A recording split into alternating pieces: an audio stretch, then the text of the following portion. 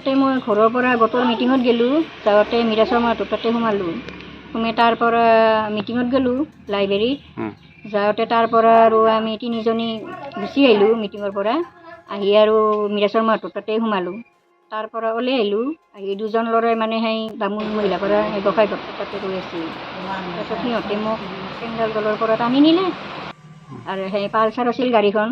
তাৰপিছত 5-3 এটা হেৰি এটাই বোলে হেৰি কালাৰ, মোৰ কালাৰটো ইমান ধৰিব নোৱাৰিছোঁ বাখাৰা এনেধৰণৰ, আৰু এটা বোলে ব্লু কালাৰ।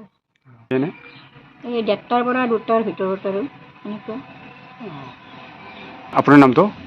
চাৰু দাস। ক'ত ঘৰ? ৰঙামাটি মহিলাপাৰা।